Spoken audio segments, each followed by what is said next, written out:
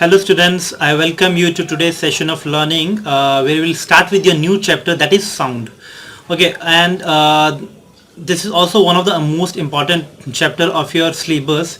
As you know that your syllabus has been reduced a bit, but it hasn't been reduced a lot. Okay, your because of the COVID-19 situations, your syllabus has been reduced a bit. Some of the portion has been reduced, but more or less you'll have an entire session. Your entire syllabus is intact. Means only one or two, a few things has been left out. Okay, so it doesn't mean that you have to be a little bit lethargic because your syllabus has been as it is as before. Means if I'll talk about your previous session, in previous session your syllabus was 100%. So in current session it would be around 90%. So that means 90% of your syllabus is also very much. So you need not be lethargic while studying. Okay, so you have to keep on memorizing the formulas. You have to keep on doing the numericals as well as the theoretical portions which have been given to you. Okay, and also which have been there in your textbook. So continuously remember the formulas and continuously do the numericals which are there in your course.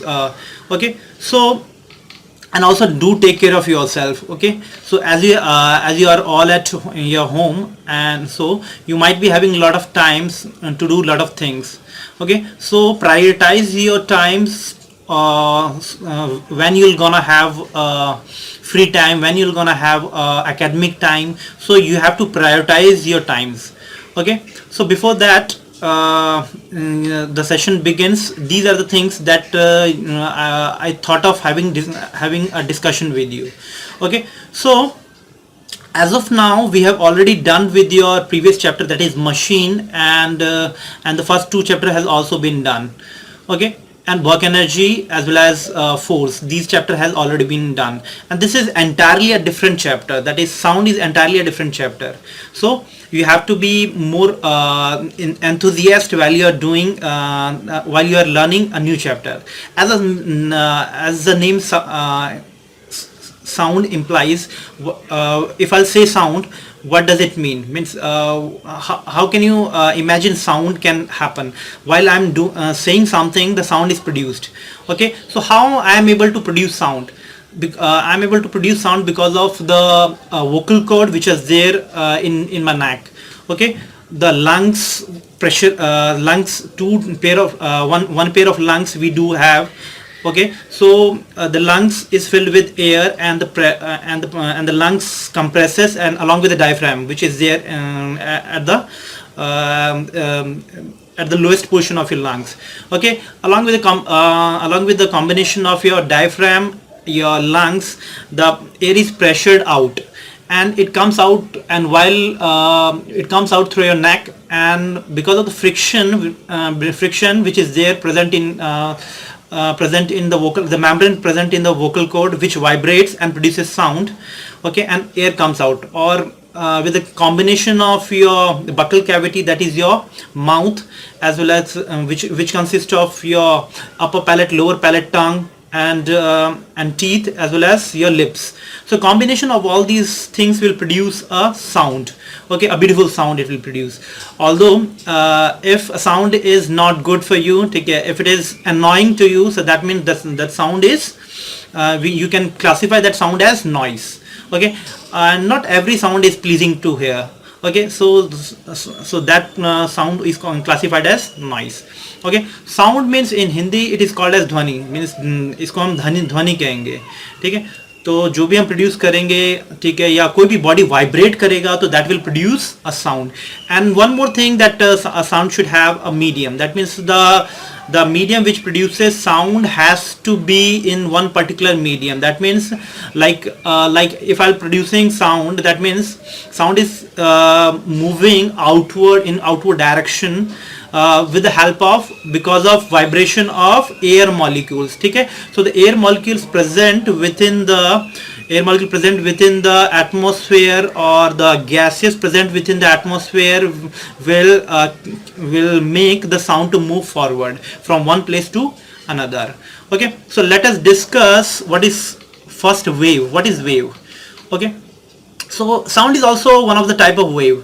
Okay, so what is wave? If I'll go with the definition, wave is a disturbance that propagates in space, transports energy and momentum, वो energy और momentum transfer करता है, ठीक है।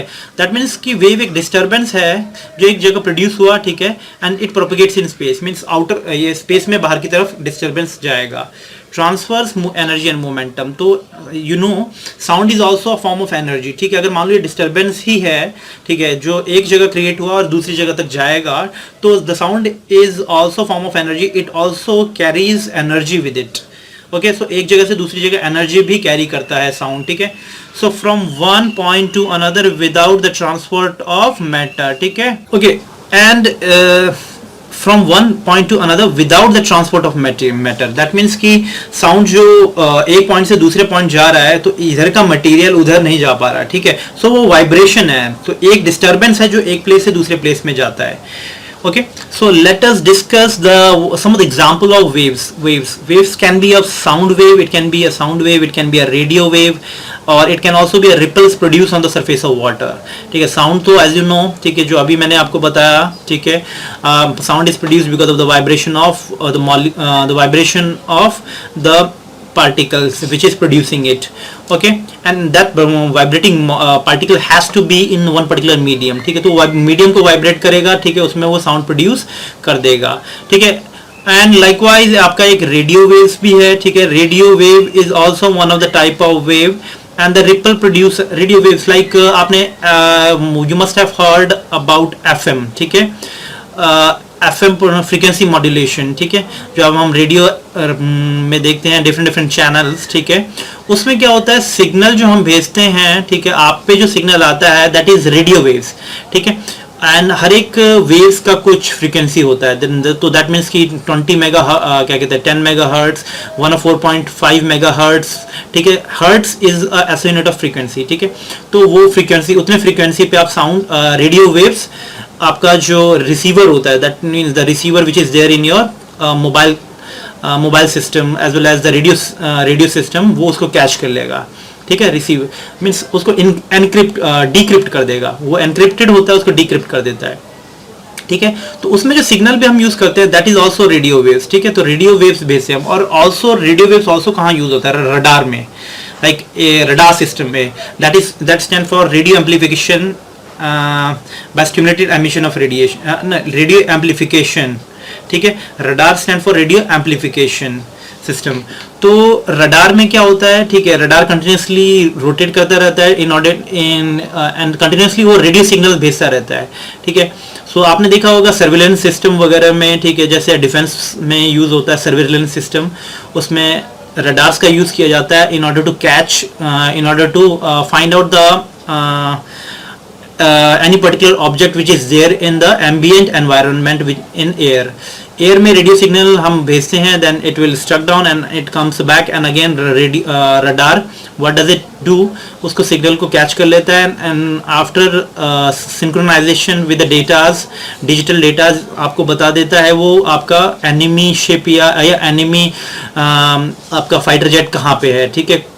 So radar will tell you about all this things and they make use of radio signals, and radio signal is also one of the type of electromagnetic wave, ठीक है। ये थोड़ा सा और डिस्कस करेंगे हम, ठीक है। एज ऑफ नाउ आप इतना ही याद रखें, ठीक है।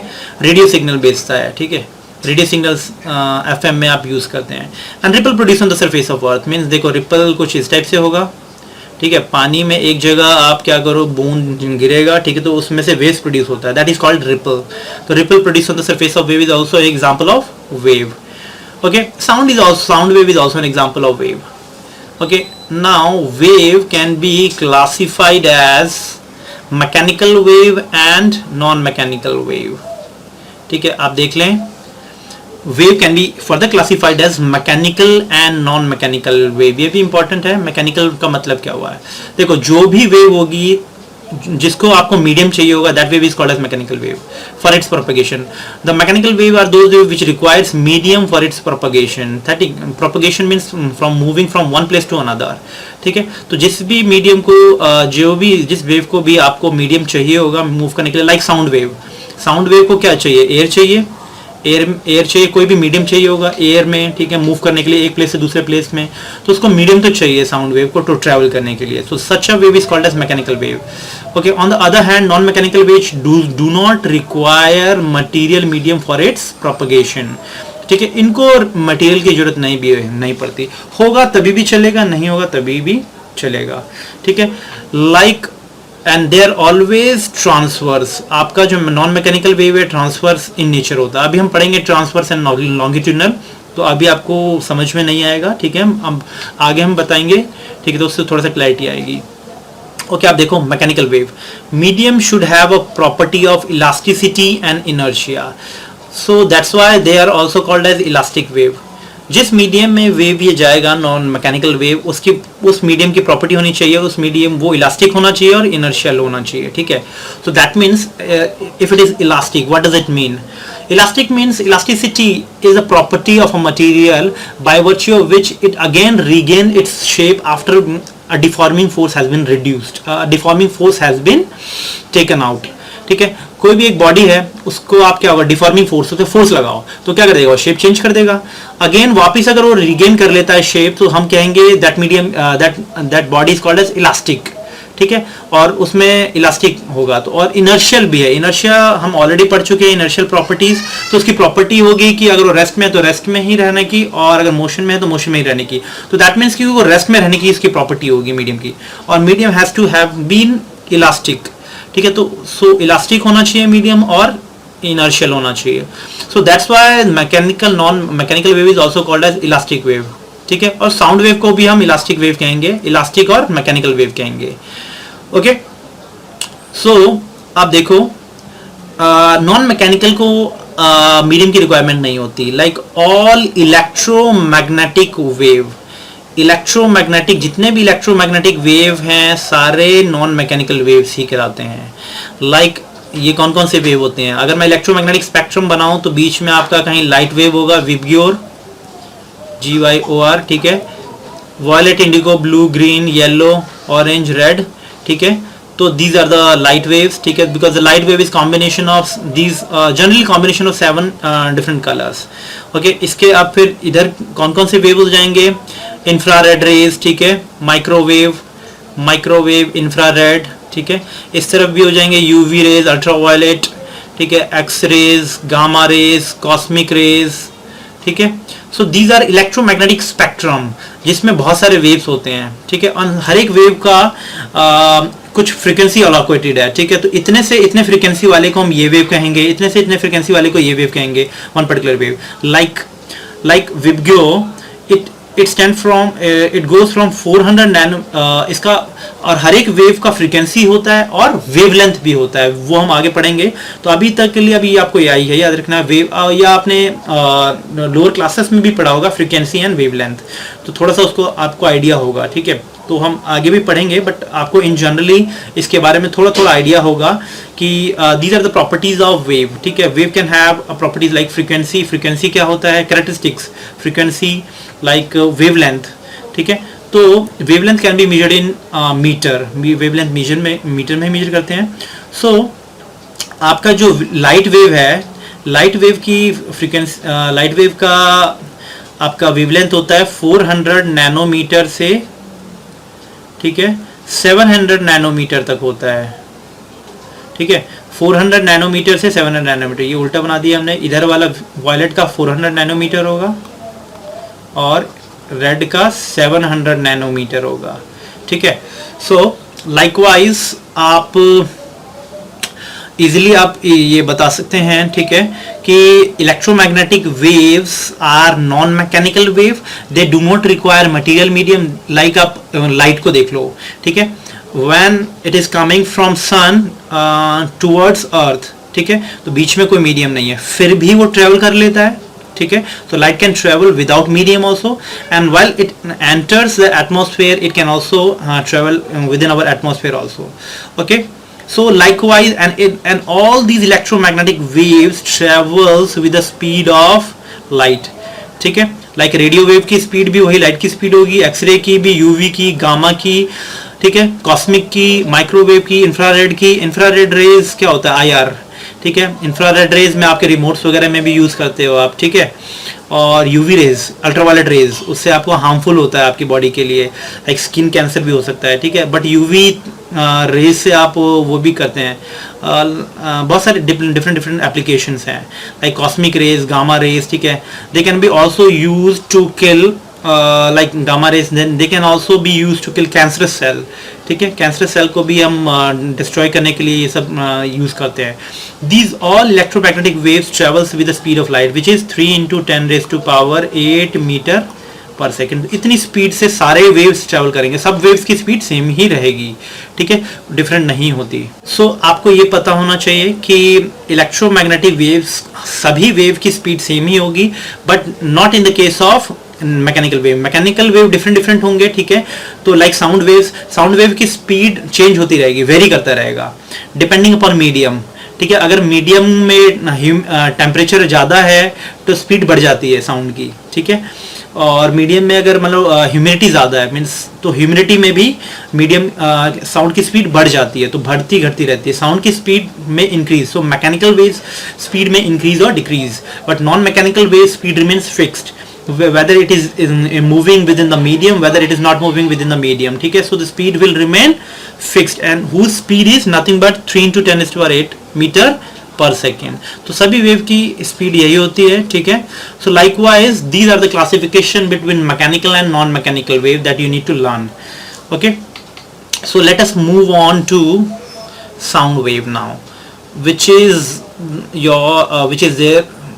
is a chapter, okay. So we already know that sound wave is an elastic wave and mechanical wave, ठीक है, because they require some medium for its propagation and it is a form of energy that makes things be audible to us, ठीक है। This is also one of the form of energy that is transferred from one place to another, ठीक है। अगर मैं बोल रहा हूँ तो this is nothing energy या disturbance जो एक फॉर्म से दूसरे जगह पे जाता रहता है। It is produced and heard when body vibrates in the medium. This all we have already learned, ठीक है।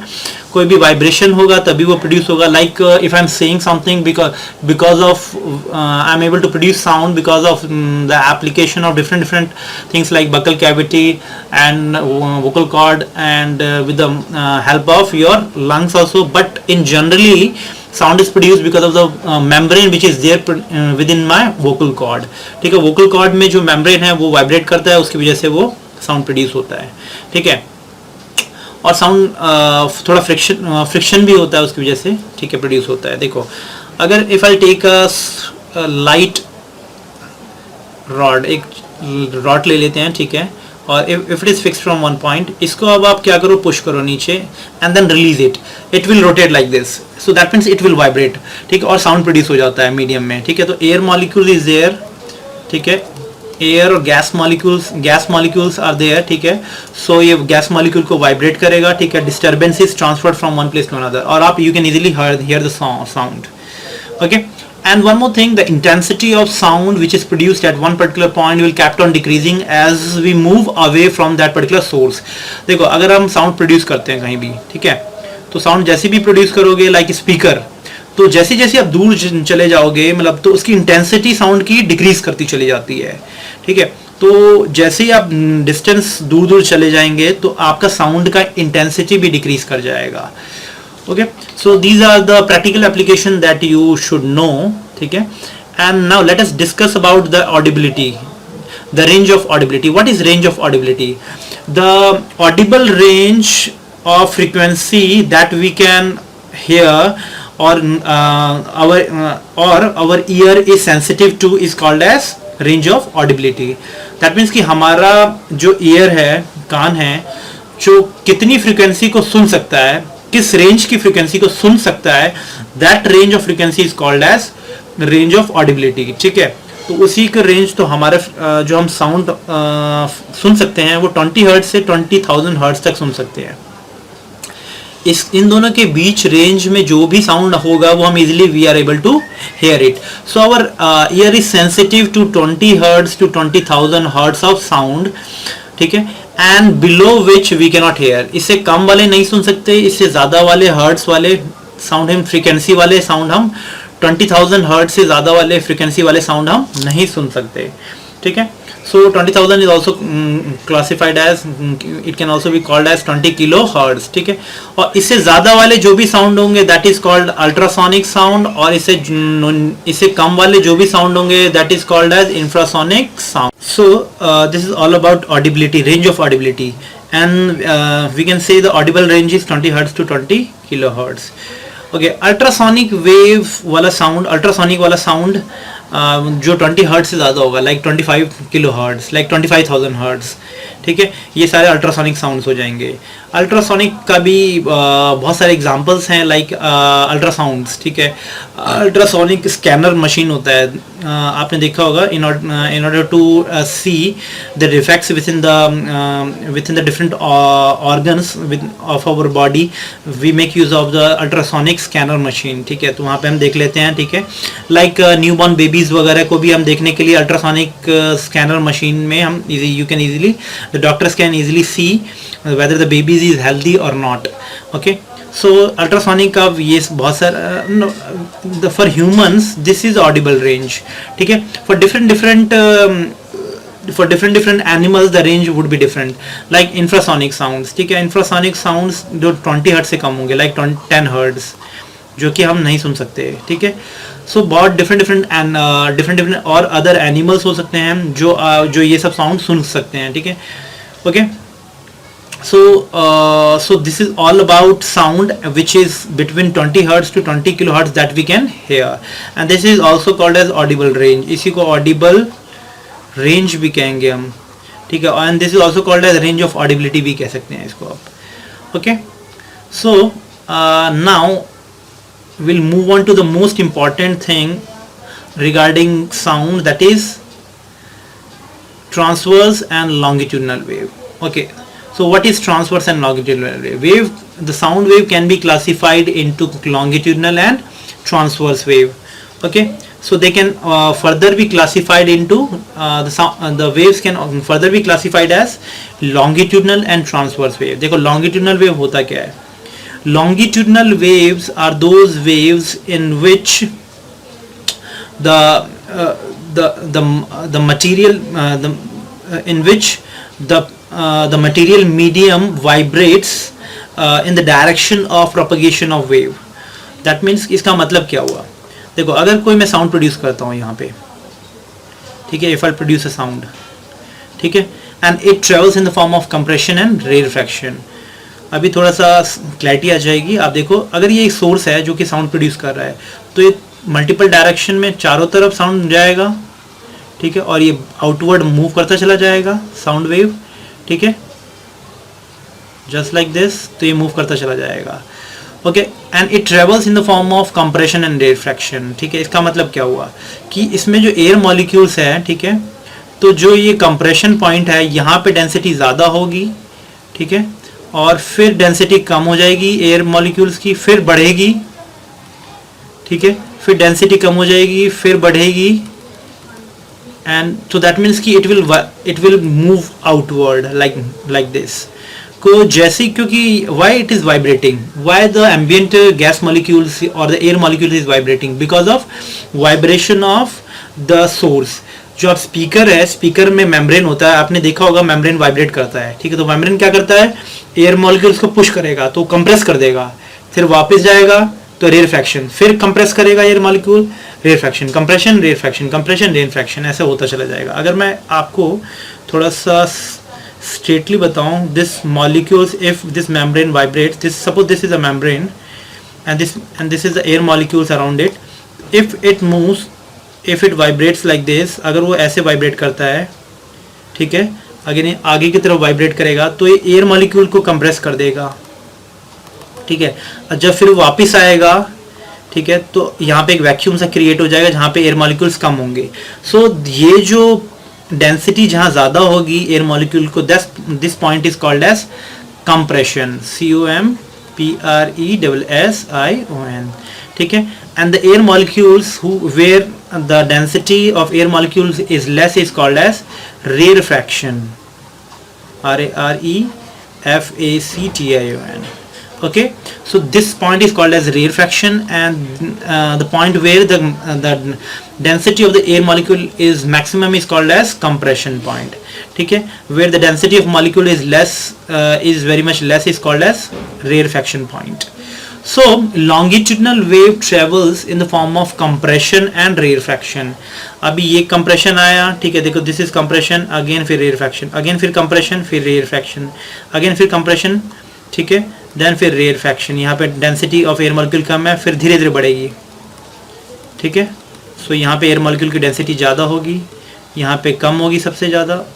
ठीक है, और फिर यहाँ पे ज़्यादा होगी, फिर कम, फिर ज़्यादा. सो जहाँ डेंसिटी कम है that point is called as rarefaction, and जहाँ पे ज़्यादा density that is called compression. ठीक है, सो और एक चीज और याद रखो, and this wave will, this disturbance of sound will travel outward, ये बाहर की तरफ जाता जाएगा. और यही डायरेक्शन, और तो इसमें जो एयर मॉलिक्यूल्स हैं they will vibrate in the direction of wave. Wave की डायरेक्शन तो आउटवर्ड है, तो वेव जो साउंड प्रोड्यूस हुआ it will move outward. Okay, so उसकी स्पीड v है, तो v वेलोसिटी से ये मीडियम में आगे की तरफ मूव करेगा. तो जो ये जो एयर मॉलिक्यूल्स है जो तो वाइब्रेट कर रहे हैं, तो वाइब्रेशन की वजह से यहाँ पे कंप्रेशन आ रहा है, रेयरफैक्शन आ रहा है, कंप्रेशन रेयरफैक्शन.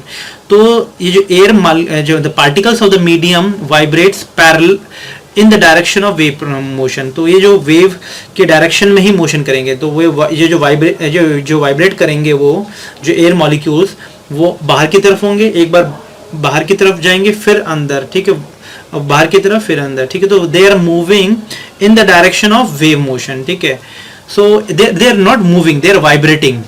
तो ये कंप्रेशन रेयरफैक्शन होगा इसी डायरेक्शन में. जैसे साउंड बाहर की तरफ निकलेगा तो ये कंप्रेशन भी हो रहा है, क्योंकि ये मॉलिक्यूल क्या करेगा, इसको दबाएगा तो ये बाहर की तरफ आगे तक जाएगा. ठीक है, जब फिर ये वापस पीछे की तरफ. तो that's why compression and rarefaction, a disturbance produce होता चला जाएगा. So we can say that longitudinal waves are those waves in which the particle vibration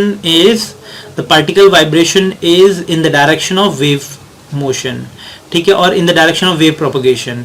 Such a wave is called as longitudinal wave. Okay, and longitudinal wave travels in the form of compression and rarefaction. ये compression और rarefaction के form में travel करता है. इसका example आप already ये देखो, इट कैन ऑल्सो ट्रेवल, ये पॉइंट आपको याद रखना है. ठीक है, it can also travel inside solid, liquid and gas. ये तीनों में ट्रेवल कर सकता है. It can travel in solid, liquid and gas. Longitudinal wave can travel in solid, liquid and gas. So sound can travel in solid in the form of longitudinal wave. Sound can also travel in liquid in the form of longitudinal wave. It can also travel in gas in the form of longitudinal wave. ठीक है, तो ये चीज़ जो मैं आपको बता रहा हूँ, दिस इज इन एयर में बता रहा हूँ मैं ये एग्जांपल, तो गैस में बता रहा हूँ. ठीक है, तो लाइकवाइज सॉलिड और लिक्विड में भी ट्रेवल कर सकता है इन the form of longitudinal wave. ठीक है, now let us discuss. So you can say that this longitudinal wave can travel within solid, liquid and gas. Transverse wave, what does it mean? देखो, इसमें क्या होता है, transverse wave travels in the form of crest and trough. ठीक है, कुछ ये ऐसे वेव होता है, वेव ऐसे ट्रेवल करता है. सपोज करो ये डिस्टर्बेंस प्रोड्यूस हुआ यहाँ पे. You can take an example of a whip, चाबुक आप ऐसे प्रोड्यूस करो. ठीक है, विप करो, ठीक है, मूव करो, तो उसमें एक लहरें प्रोड्यूस होती है, दैट इज वेव प्रोड्यूस होता है, दैट इज ट्रांसवर्स. ठीक है, तो although it is moving outward, यहाँ से प्रोड्यूस हुआ है तो it will moving outward with certain speed v. This wave also will move outward with certain speed v meter per second. तो हर एक वेव की स्पीड भी होती है v मीटर पर सेकेंड. ठीक है, और एक चीज़ और याद रखना है, साउंड वेव की स्पीड एयर में होती है close to 330 metre per second. Speed of sound in air it is close to 330 meter per second or 332 meter per second. In some book it is written as 332. Okay, so transverse wave travels in the form of crest and trough. ठीक है, देखो जो highest point होता है that is called crest. ठीक है, CREST. the lowest point होता है that is called trough, TROUGH. So transverse wave travels in the form of crest and trough, and whose particle vibration is perpendicular to the wave motion. देखो wave इस तरफ जा रहा था और ये जो पार्टिकल है, इस ये जो विप के जो मैंने चाबुक लिया था, ठीक है, उसके पार्टिकल्स ऊपर नीचे वाइब्रेट करेंगे, तो परपेंडिकुलर वाइब्रेट कर रहे हैं ना 90 डिग्री पे, ठीक है. सो अब ये जो पार्टिकल, ये जो सबसे ऊपर वाला पार्टिकल है, आफ्टर सम टाइम कुछ वेव इस टाइप से हो जाएगा, ठीक है, तो ये पार्टिकल अब नीचे आ जाएगा. तो देखो ये ऊपर नीचे वाइब्रेट कर रहा है और वेव आगे की तरफ जा रहा है, तो दोनों के बीच का एंगल कितना है, 90 डिग्री, ठीक है. So this is the transverse wave. So wave motion, the particle motion, the transverse wave are those wave whose particle whose medium, whose the motion of the particle motion is always perpendicular to the wave motion, are those waves whose particle motion is perpendicular to the wave motion is called as transverse wave. Okay, and it travels in the form of crest and trough. Okay, ये crest and trough के form में travel करता है. ये अब इसका example और ले लेते हैं. लाइक सॉलिड में, सॉलिड में भी ट्रेवल करता है ये, ठीक है. सॉलिड में ट्रेवल करेगा. सॉलिड में like sound wave can also travel in solid, ठीक है. It can also travel in the form of transverse wave, ठीक है. ट्रांसवर्स वेव के फॉर्म में भी ट्रेवल कर सकता है साउंड वेव.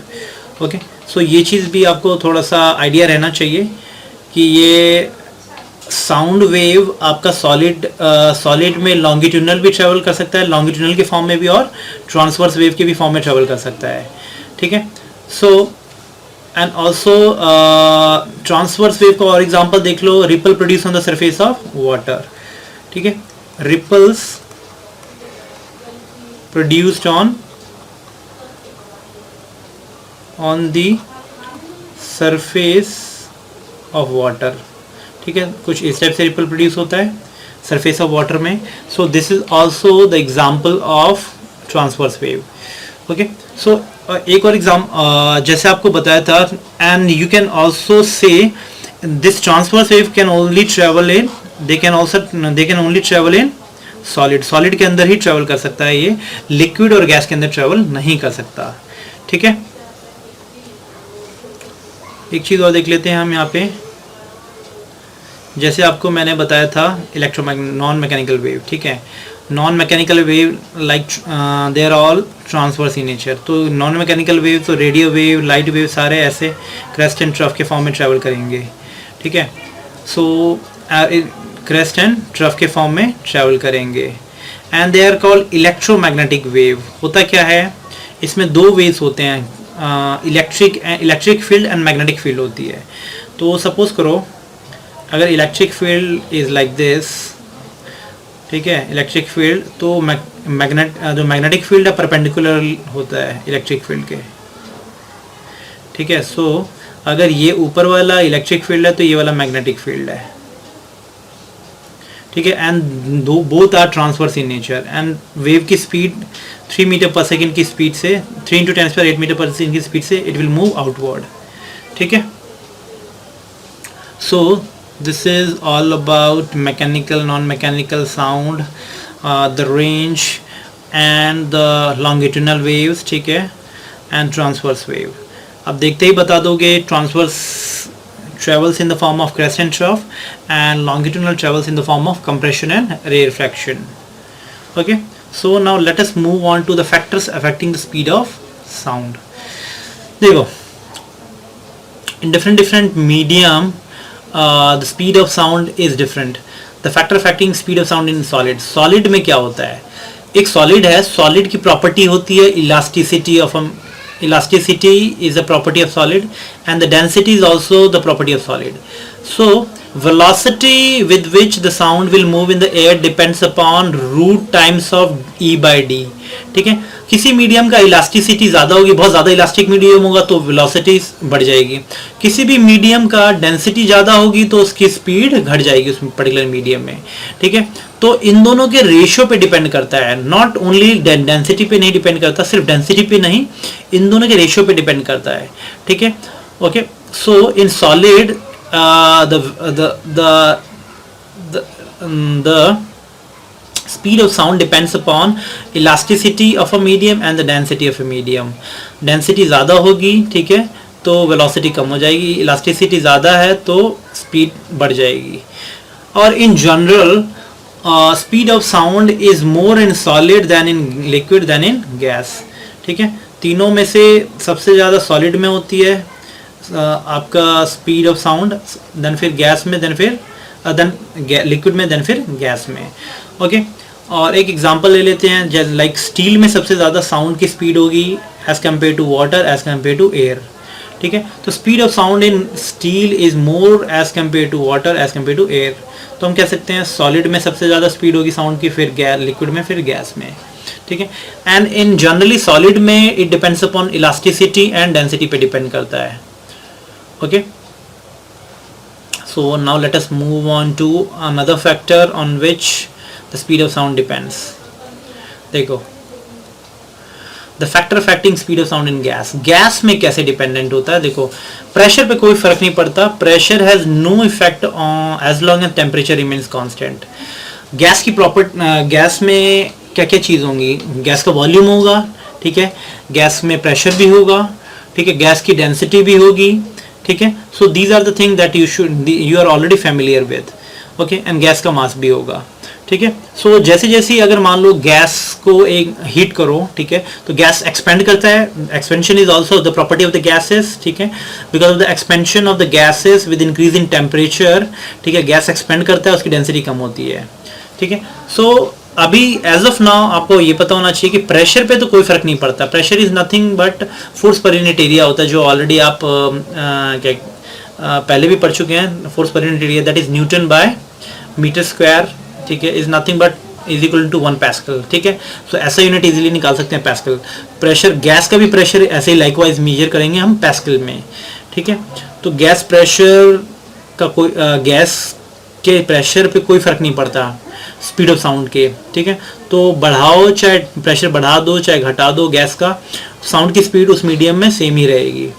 ओके, सो टेम्परेचर पे कैसे डिपेंडेंट है वो देख लेते हैं. Temperature velocity of sound is directly proportional to root 2 times of T. Temperature बढ़ाने पे स्पीड ऑफ साउंड बढ़ जाता है.